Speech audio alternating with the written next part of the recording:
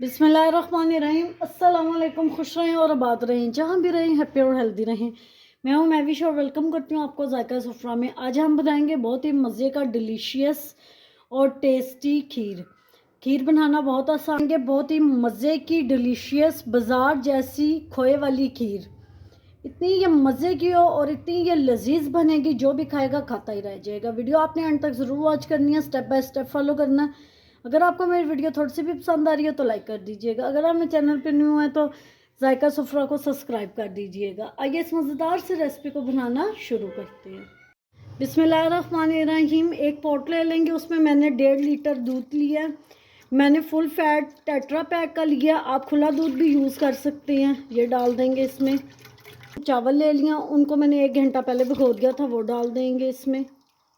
3 tablespoon मैं इसमें गाजरें डाल दूंगी कद्दूकश की हुई।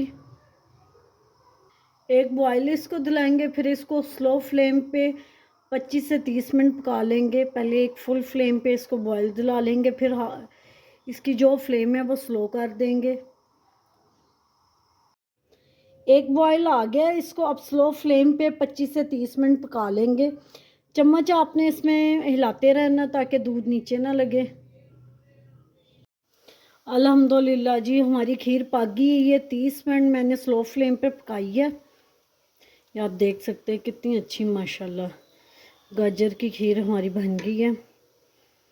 ये होती तो सिंपल खीर ही है, लेकिन गाजर का सीज़न है तो मैंने इसमें कद्दूकश की हुई 3 से 4 टेबलस्पून गाजरें डाल दी हैं, जिससे टेस्ट बहुत मज़े का हो जाता है।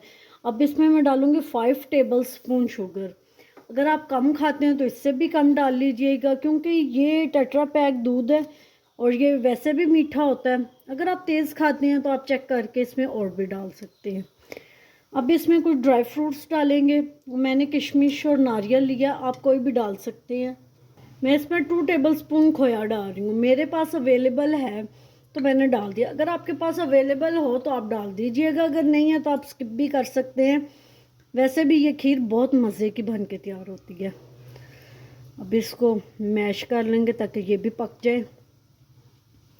फिर आपको मिलते हैं इसकी फाइनल लुक के साथ, और इसको मैं डिश आउट करके दिखाती हूँ। अल्हम्दुलिल्लाह जी, हमारी खीर बन के तैयार है। 2 से 3 घंटे मैंने इसको फ्रिज में रख के अच्छे से ठंडा कर लिया। उम्मीद करती हूँ आपको मेरी आज की रेसिपी पसंद आई होगी। पसंद आई हो तो लाइक शेयर कमेंट ज़रूर कीजिएगा। Thanks for watching. मिलते हैं नेक्स्ट वीडियो के साथ, तब तक के लिए अल्लाह हाफिज़।